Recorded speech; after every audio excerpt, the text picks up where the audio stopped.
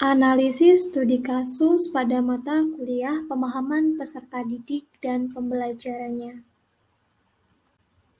Dari suatu kasus tersebut, kita akan menemukan cara melakukan asesmen, jenis asesmennya, kemudian kesimpulan dari desain asesmen atau dari kasus yang ada. Ada sebuah kasus. Dalam permulaan tahun ajaran baru, Anda adalah seorang wali kelas 4 SD yang memiliki anak didik usia 10 tahun bernama Diana. Wali kelas 3-nya mengeluhkan dinamika bersekolah Diana kepada Anda. Guru wali kelas tersebut mengatakan nilainya jauh tertinggal dari teman-teman lainnya di kelas. Diana juga kurang baik dalam mengerjakan pekerjaan rumahnya selama masa PJJ kemarin. Bahkan, pihak wali kelas mengatakan bahwa ia khawatir dengan tuntutan yang semakin tinggi di kelas 4 pada pelajaran IPA, bahasa, dan IPS yang membutuhkan banyak bacaan. Diana seringkali tidak menyelesaikan tugas-tugas yang diberikan dan ulangannya menunjukkan nilai buruk. Namun demikian, ketika materi tugas dan ulangan tersebut diulangi secara lisan dan individual, Diana dapat menjawabnya dengan baik. Dari kasus tadi, bagaimanakah cara melakukan asesmen untuk Diana? Yang pertama, guru tetap melakukan asesmen formatif dan sumatif untuk Diana.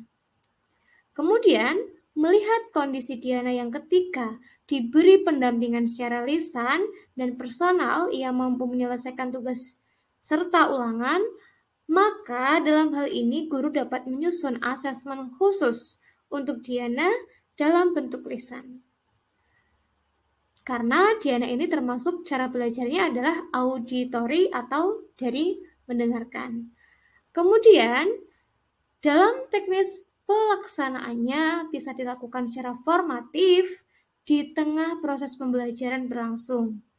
Juga dapat dilakukan secara sumatif saat suatu materi pelajaran telah selesai, tentunya dengan pendampingan guru secara individual dan khusus.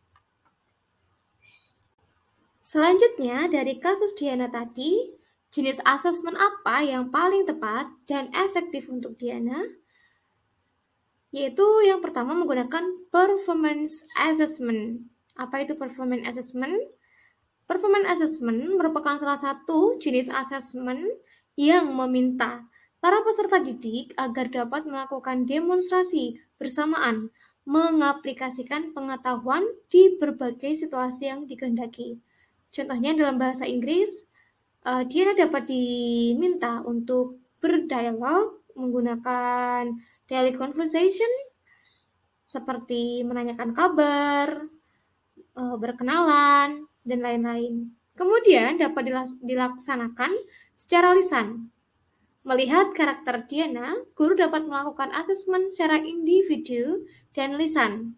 Contohnya, dalam pembelajaran bahasa Inggris, guru dapat mengajak Diana untuk berdialog. Misalnya, menanggapi ungkapan "What are you doing? How was your day? How are you?"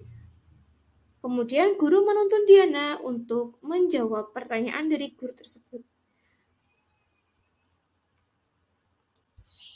Tadi merupakan kasus dan asesmen yang tepat serta jenis asesmen yang paling kompatibel untuk Diana. Kemudian dari kasus ini, apa kesimpulannya?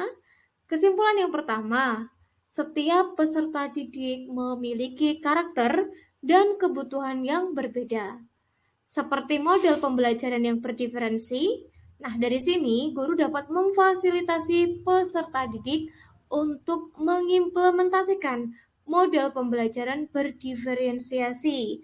Maka juga harus dilakukan asesmennya itu secara berdiferensiasi pula.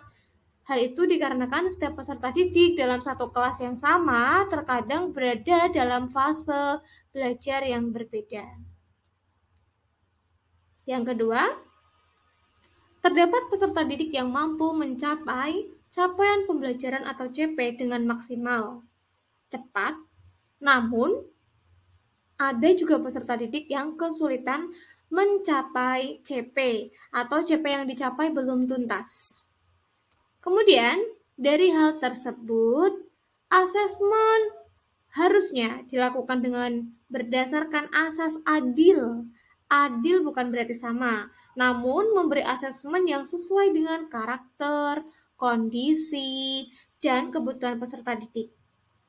Karena asesmen tidak hanya tes untuk mengukur sejauh mana CP tercapai, tapi asesmen juga bagian dari proses pembelajaran. Nah, ini yang penting, asesmen merupakan bagian dari proses pembelajaran. Sekian dan terima kasih.